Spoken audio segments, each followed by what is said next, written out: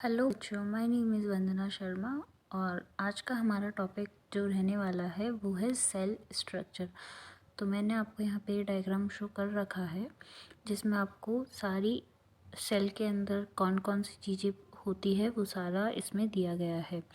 इसमें सबसे पहले आपका आता है सेल वॉल आता है, फिर सेल मेम्ब्रेन जिसे हम प्लाज्मा मेम्ब्रेन भी बोलते हैं, फिर माइटोकॉन्ड्रिया होता है, प्लास्टिड्स होते हैं, क्रोमोप्लास्ट्स होते हैं, ल्यूकोप्लास्ट होते हैं और एंडोप्लाज्मिक रेटिकुलम भी होती है, गोल्जी बॉडी होती है, लाइसोसोम होता है, वैक्यूल्स होते हैं, फिर आता है राइबोसोम्स और न्यूक्लियस और क्रोमोसोम्स। ये सारी चीज़ें एक सेल के अंदर पाई जाती है। ये एक तरह से हमारी सेल है और इस सेल के अंदर ये जितने भी आपको नाम दे रखे हैं ये सारी चीज़ें एक सेल के अंदर पाई जाती है। तो अब हम डिस्कस करेंगे एक एक टॉपिक के बारे में।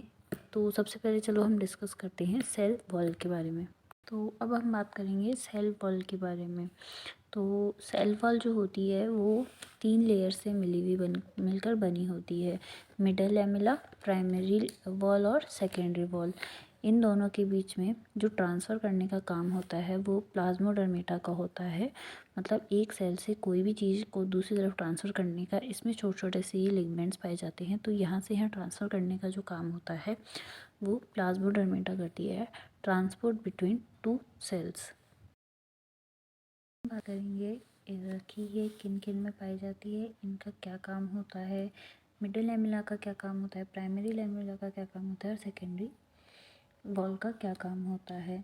तो ये जो बीच में मैंने अभी आपको बताया था, ये प्लाज्मोडेस्माटा होता है, ट्रांसपोर्ट बिटवीन 2 सेल्स, दो सेल्स के अंदर ट्रांसपोर्टेशन का काम करती है। प्लांट्स के अंदर पाई जाती है उनको बोलते हैं प्लाज्मोडेस्माटा और जो एनिमल्स में पाई जाती है उनको डेस्मोसोम्स बोला जाता है। ठीक है, फिर इसके बाद हम बात करते हैं कि ये किन में प्रेजेंट होती है। तो जो सेल वॉल होती है वो दोनों में प्रेजेंट होती है, प्लांट्स हो चाहे वो एनिमल्स हो। और जैसा कि आपको पता है इसकी जो सर्च किया गया था सेल वॉल का, या जो सेल है उसको रॉबर्ट हुक ने सर्च करा था।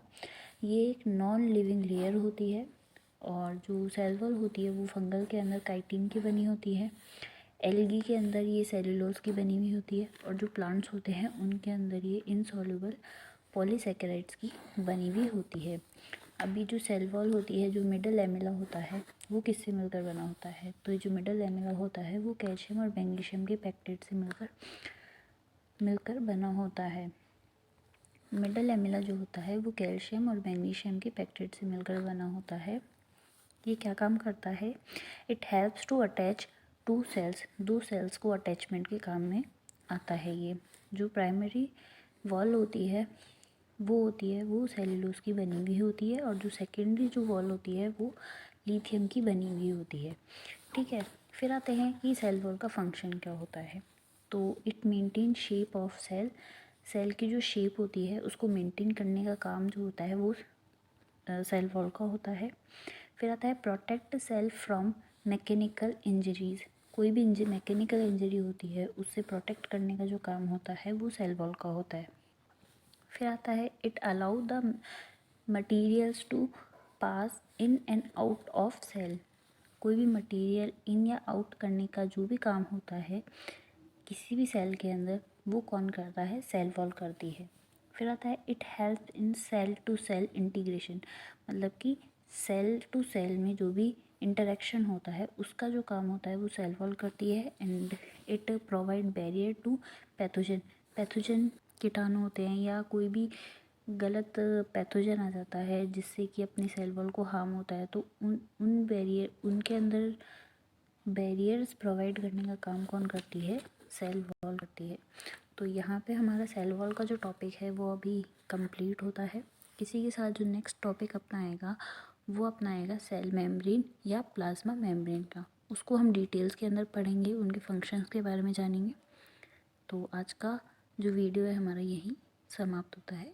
थैंक यू और चैनल को सब्सक्राइब करना ना भूलें।